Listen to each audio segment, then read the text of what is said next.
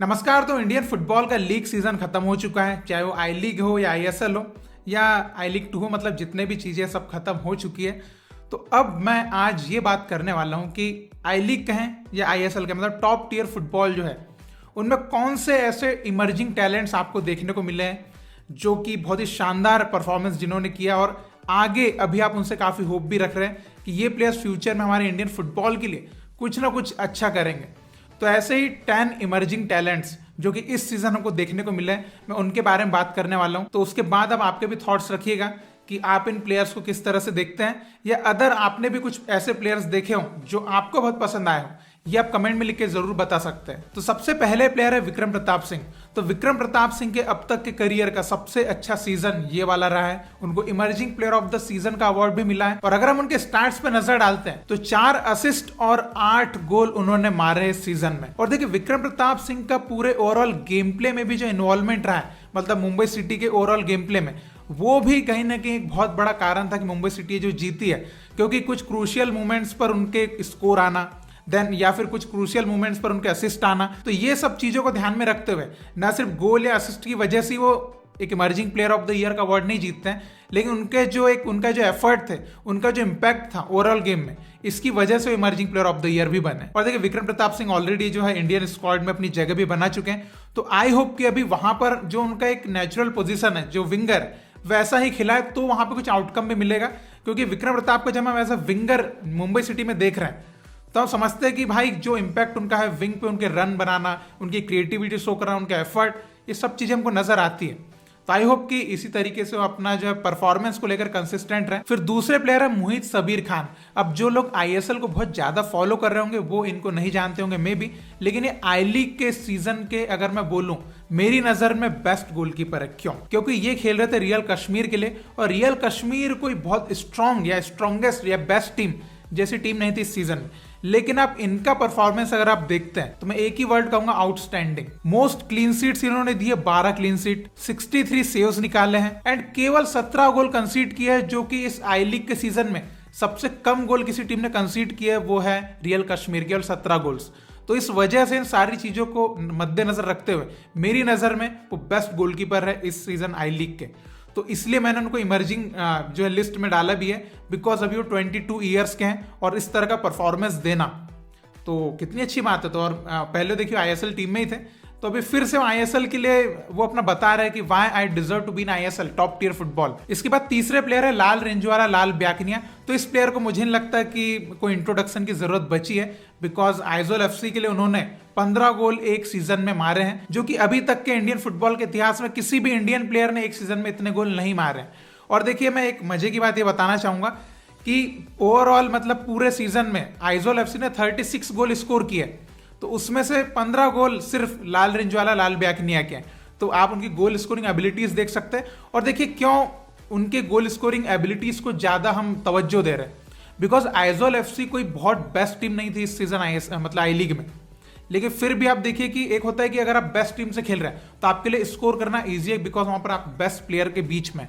लेकिन एक ऐसी टीम जो कि एवरेज टीम है, लेकिन उसमें आप इतने गोल स्कोर कर पा रहे हो भी इतनी अच्छी अच्छी टीम्स के अगेंस्ट, तो ये एक थोड़ी सी आउटस्टैंडिंग चीज है। तो इस वजह से लाल रिंजवाला, लाल ब्याकनिया को इतना तवज्जो मिल रहा है, इतना प्यार मिल रहा है। एंड आई होप कि अभी तो उनको मतलब इंडिया कैंप का कॉल अप भी मिल गया, तो आई होप कि अपने परफॉर्मेंस के लिए वो ऐसे कंसिस्टेंट रहे, और अगर आईएसएल में भी आते हैं तो यहां पर भी हमको उनका गोल स्कोरिंग एबिलिटीज जो है वो वैसे ही दिखे, उनको चांस उस तरीके से मिले। फिर चौथे प्लेयर है डेविड लालंग सांगा। तो देखिए, डेविड ने अपने परफॉर्मेंस से जो है डूरंट कप के टाइम में सबको इंप्रेस कर दिया था। हालांकि जो डूरंट कप में इनका परफॉर्मेंस आया था वैसे ही कुछ एक्सपेक्टेशन थी कि आई लीग में भी वैसे ही करेंगे, लेकिन आई लीग में थोड़ा उसका कम हमको देखने को मिला है। लेकिन मैं ये कह सकता हूं कि एक इमर्जिंग टैलेंट हमको जरूर मिल चुका है, बिकॉज आप देखिए कि इन्होंने 3 मैच में डूरंट कप में 6 गोल और 1 असिस्ट दे दिया था, और वहीं पर आई लीग में इन्होंने 5 गोल और 2 असिस्ट दिए हैं। तो ये इनकी goal scoring quality, goal scoring abilities को बताता है कि एज अ स्ट्राइकर ये स्कोर कर सकते हैं। एंड अगर इनको और सही तरीके से गेम टाइम मिले और सही तरीके से एक अच्छा एक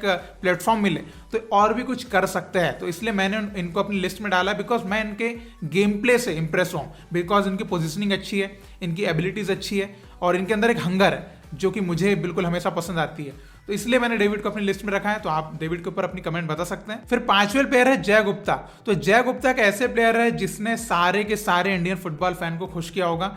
2 गोल और 3 असिस्ट भी इनके साइड से आए हैं, जो कि एक एज अ बोल सकते फुल बैक आए हैं। मतलब कितना अटैकिंग माइंडसेट वाले हैं ये। और देखिए सिर्फ इनकी गोल स्कोरिंग क्वालिटी या असिस्ट देने की क्वालिटी के ऊपर ही आप मत जाइए, इनका ओवरऑल आप देखिए कि डिफेंस भी अच्छी है इनकी, और अटैकिंग में सपोर्ट जो प्रोवाइड करते हैं, इनके फिजिक का यूज करके बहुत अच्छे टैकल्स, बहुत अच्छी डिफेंडिंग, रिकवरी रेट इनका अच्छा था। तो ये सब ओवरऑल चीजें जो इनके साइड से हमको देखने को मिली है, इस वजह से इनको वन ऑफ द एक फाइनेस्ट फुलबैक इस सीजन का कहा जा रहा है। और अभी इनकी टक्कर सीधे आकाश मिश्रा से कराई जा रही है फैन के द्वारा, कि अब आकाश मिश्रा को अपना कॉम्पिटिटर मिल गया जय गुप्ता, तो अगर अब आकाश मिश्रा का परफॉर्मेंस कभी डाउन गया तो भाई जय गुप्ता वहां पर टेक ओवर कर जाएंगे। तो ये भी है कि जो कंपटीशन होना चाहिए ना, competitive environment Indian football team के लिए, तो जय गुप्ता वो अभी यहाँ पर लेकर आ गए। फिर छठवें प्लेयर है इसाक राल्टे। तो इसाक राल्टे ने इस सीजन जो उड़ीसा एफसी के लिए परफॉर्मेंस दिया है, मुझे नहीं लगता कि कोई भी फैन ये परफॉर्मेंस भूलने वाला है आगे कई सालों तक।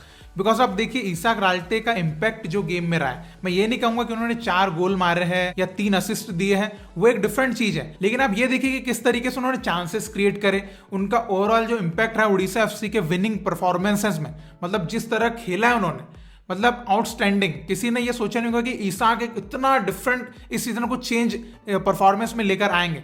और आप ये देख सकते थे कि उनका कॉम्बिनेशन इतना अच्छा हो गया था कि डिएगो मोरिसियो और रॉय कृष्णा के साथ उनको गिना जा रहा था, उनका कॉम्बिनेशन वहां पे मैच किया जा रहा था।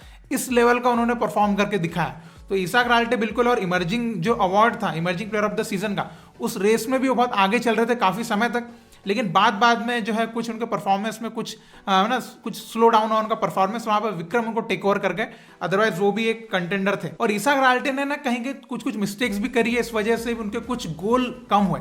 अदरवाइज आप देख सकते हैं उनको जिस तरीके से चांसेस क्रिएट कर पाए थे वो, कि 1-on-1 सिचुएशन कुछ या कुछ सही पोजीशनिंग रहती थी उनकी, लेकिन सही टाइम पे या तो पास नहीं निकालना या सही टाइम पे स्कोर अटेम्प्ट नहीं करना, इस वजह से अदरवाइज उनका परफॉर्मेंस इस सीजन काफी अच्छा रहा है। इसके बाद अगले प्लेयर है ग्यामार निकुम। तो ग्यामार निकुम जो है आई लीग में इस साल खेले और emerging player of the season भी बने। मुंबई सिटी से लोन पे इंटर काशी में खेल रहे थे। 4 गोल और 4 असिस्ट इन्होंने वहां पर प्रोवाइड करे। और देखिए क्यों इनके परफॉर्मेंस को इतना नोटिस किया गया, बिकॉज अभी इनकी एज जितनी है उस हिसाब से आई लीग जैसे मैच्योर लीग में 4 गोल्स प्लस 4 असिस्ट देना, ये थोड़ी तारीफ की बात है। और देखिए ग्यामार निकुम एक ऐसे प्लेयर है जिन्होंने हर जगह अपने आप को प्रूव करके दिखाया है, चाहे वो राजस्थान यूनाइटेड में हो या वो इंटर काशी में हो। हालांकि मुंबई सिटी में उनको उतना गेम खेलने को नहीं मिला, लेकिन अभी इंटर काशी में जो परफॉर्मेंस उन्होंने दिया है, तो डेफिनेटली वो जब भी मुंबई सिटी में जाएंगे वो बहुत अच्छा परफॉर्म करेंगे। हालांकि बेहतर यही होगा कि अभी वो लोन पर अदर क्लब्स में ही खेले, क्योंकि मुंबई सिटी में थोड़ा प्लेइंग टाइम मिलना मुश्किल भी है अभी। तो इस तरीके से अदर क्लब्स में लोन पर खेलकर वो अपने आप को इंप्रूव और कर सकते हैं। इसके बाद अगले प्लेयर है मोहम्मद सनन। तो देखिए जमशेदपुर एफसी की बात करें तो जमशेदपुर एफसी इस सीजन बहुत ज्यादा एक बड़ी चीज बोलेंगे कुछ एक्स्ट्रा ऑर्डिनरी कुछ करके दिखा, ऐसा तो कुछ नहीं करके दिखा। हालांकि परफॉर्मेंस उन्होंने अच्छा किया और मोहम्मद सनन ने 2 गोल मारे, 1 असिस्ट भी निकाला। तो स्टैट्स के हिसाब से कोई बहुत ज्यादा एक्स्ट्रा ऑर्डिनरी स्टैट्स नहीं है,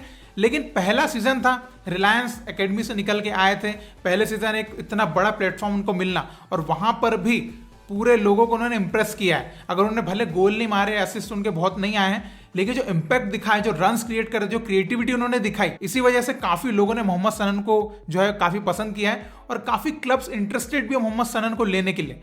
तो ये इसलिए मैंने मोहम्मद सनन को अपनी लिस्ट में रखा, बिकॉज इस सीजन उन्होंने अपना एक जो है ना पोटेंशियल दिखा दिया।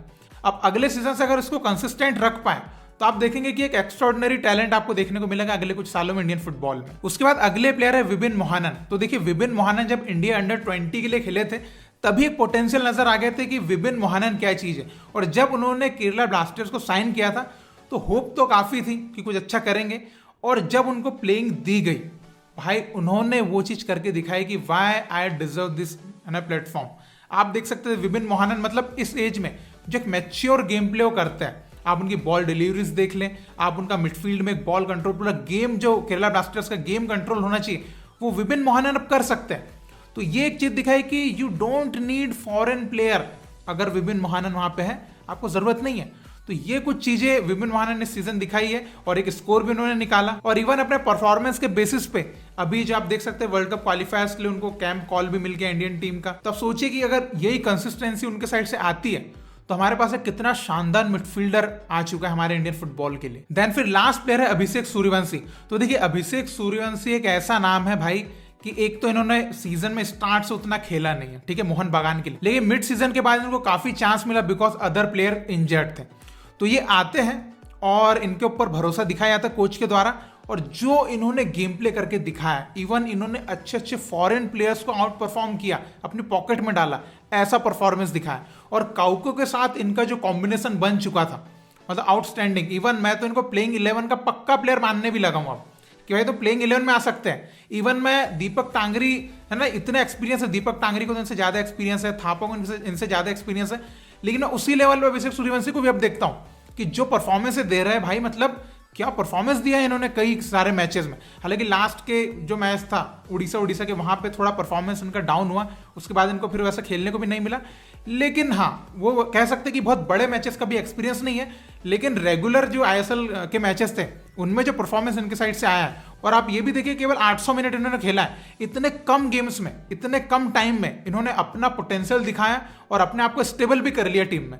तो ये क्वालिटी है अभिषेक सूर्यवंशी की, अच्छा प्लेयर की क्वालिटी जो बोलते हैं ना, वो ये है। तो इसी वजह से भाई मुझे तो इन्होंने काफी इंप्रेस किया, इसलिए मेरी ये जो टॉप 10 की लिस्ट है इसमें अभिषेक सूर्यवंशी है, और मैं भी इनसे काफी उम्मीदें रख रहा हूं कि आगे आने वाले सीजन्स में ये और भी अच्छा परफॉर्म करने वाले हैं। तो यही है मेरी लिस्ट, मतलब कि टॉप 10 यंग इंडियन जो इमर्जिंग टैलेंट्स है इस सीजन के। केवल मैं इस सीजन के इमर्जिंग टैलेंट्स की बात कर रहा हूं। अगर आप पार्थिव गोगोई बोलेंगे तो वो पिछले सीजन इमर्जिंग टैलेंट बन चुके थे। तो ऐसे कई प्लेयर है जो इस सीजन, है ना, जो नए चेहरे इस सीजन देखने को मिले, जो इसके पहले सीजन्स में आपने कभी नोटिस ही नहीं किया, मैं उनकी बात कर रहा हूं। तो ये 10 प्लेयर है जिन्होंने मुझे बहुत ज्यादा इंप्रेस किया। हालांकि देखिए हैदराबाद के भी कुछ प्लेयर्स हैं जिन्होंने बहुत अच्छा इंप्रेसिव किया, लेकिन टॉप 10 लिस्ट की बात जब आती है तो ये मेरी लिस्ट है।